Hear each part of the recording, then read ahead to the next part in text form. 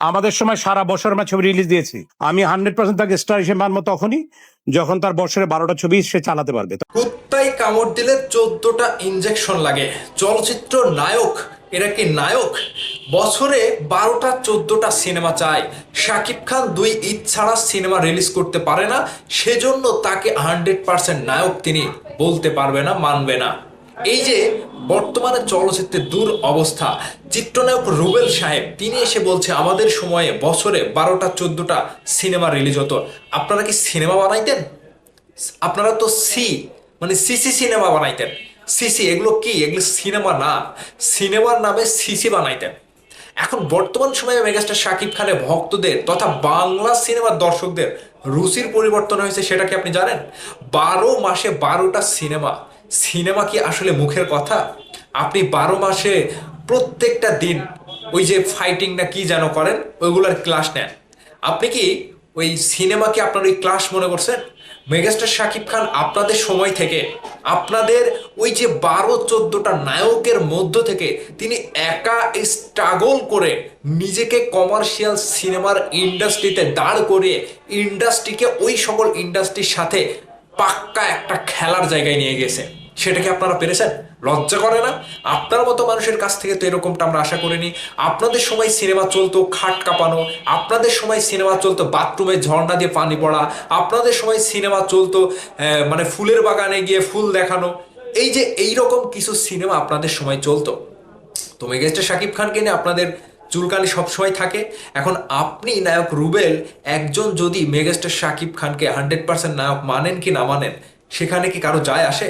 আপনি রুবেল এখন cinema industry থেকে সরে গিয়েছেন। এই ভিডিওটা অনেক আগের হলো, আমি আবারও সামনে পেলাম, সেজন্য উত্তরটা দিতে যাচ্ছি। মেগাস্টার শাকিব খানের প্রিন্স সিনেমা যে আগামী ঈদে আসছে, এই প্রিন্স সিনেমায় আপনাদের ওই ক্যারাটে, আপনাদের ওই ফুলের বাগানে ভুল দেখানো, এইরকম এইরকম আপনাদের চান্স হবে না। তো মেগাস্টার শাকিব খান রুচির পরিবর্তন করে ইন্ডাস্ট্রিকে যে এইরকম ধাঁচের সিনেমা দিচ্ছে কিংবা দর্শকদেরকে যে আপডেট করছে, এটা আপনাদের ওই ছোটবেলা থেকে মৃত্যু পর্যন্ত চুল পেকে যাবে, তারপরেও আপনারা পারবেন না। এটা আমি চ্যালেঞ্জ গ্রহণ করলাম আপনার সাথে। চিত্রনায়ক রুবেল, আপনি যে কাজ করছেন সেটা নিয়ে একটু মাথা খাওয়ান, ভালো থাকবেন। মেগাস্টার শাকিব খানকে নিয়ে অনেকেরই চুলকানি ইন্ডাস্ট্রিতে থাকে, সেই জায়গা থেকে ইন্ডাস্ট্রির কোনো লোককে মেগাস্টার কখনো অসম্মান করে কথা বলে না। আপনি রুবেল সাহেব, আপনাকে কখনো মেগাস্টার বলেনি যে রুবেল একজন নায়ক না। তিনি একজন আলেকজান্ডারের কথা শোনার পরেও এয়ারপোর্টে দেখা হয়েছিল আলেকজান্ডারের সাথে, তার সাথে কতটা সুন্দর আচরণ, ভাই বাদারের মতো সম্পর্ক আপনি দেখতে পেয়েছেন। কিন্তু ওই আলেকজান্ডার মেগাস্টার শাকিব খানকে নিয়ে ছোট করে কথা বলেছিল। ঠিক ওই যে খাট কাঁপানো নায়ক, ঝর্ণার নিচে দাঁড়িয়ে থেকে গায়ে পানি মারা নায়ক, ওই যে ফুলের বাগানে চুল ছেড়ে ভুল দেখানো নায়ক, এগুলো তো আপনাদের ক্যারেক্টার। শাকিব খানের ক্যারেক্টার তো এরকমটা না রে ভাই। শাকিব খান সেই সময়টাতে আপনাদের ফাঁদে পড়ে কয়েকটি ওইরকম সিনেমায় কাজ কাজ করেছিল, সেটা হচ্ছে সাইড চরিত্রে। আপনারা ছিলেন মেন নায়ক, ফেরদৌস ছিল, রিয়াজ ছিল, শাকিল খান ছিল, আপনারা ছিলেন মেন নায়ক। সেই সিনেমাগুলোতে শাকিব খানকে আপনারা সাইড ক্যারেক্টারে রেখেছেন। শাকিব খানকে কখনো সুযোগ দেননি, ভালো কিছু করার সুযোগ দেননি। শাকিব খানকে অপমান করেছেন, অবহেলা করেছেন। ইন্ডাস্ট্রিতে আপনারাই মনে করেছেন আমরাই নায়ক, মহানায়ক। মান্না ভাইয়ের কাছে আমি এরকমটা পাইনি, কিন্তু আপনাদের কাছে পেয়েছি। যে মান্না ভাইকে নিয়ে বারবার তুলনাটা আনছেন, সেই মান্না ভাই তিনি এক শ্রেণীর দর্শকের কাছে ভালোবাসা পাচ্ছিল। তিনি যে সিনেমাগুলো করতো তার সিনেমার প্যাটার্নগুলো আলাদা। Megastar Shakib Khan romantic hero, সেই সিনেমার প্যাটার্নগুলো আলাদা। তো শাকিব খানের সাথে মান্না ভাইকে তুলনা করা, এটা আসলে একটা বোকার স্বর্গে বাস করার মতো। তো চিত্রনায়ক রুবেল যে কথাগুলো বলছে যে বছরে 12টা ছবি যদি রিলিজ দিতে না পারে, তাহলে তাকে আমি 100% নায়ক বলে মনে করি না। আপনি না মনে করেন, সমস্যা নাই। 12 মাসে 12টা সিনেমা মুক্তি দেওয়া কি মানুষের মানুষের কি রুচি আছে? যে মানুষের কি কাজ নাই যে সারা বছর মানুষ ওই করবে? আর সারা বছর সিনেমা রিলিজ করলে এই যে বর্তমান সময়ে যে সিনেমাগুলো হচ্ছে, এই সিনেমাগুলো কি আপনারা ওই মনে করছেন যে হাতে ছেলে হাতের মোয়া, যে আমি গেলাম শুটিং করলাম আর ছেড়ে দিলাম?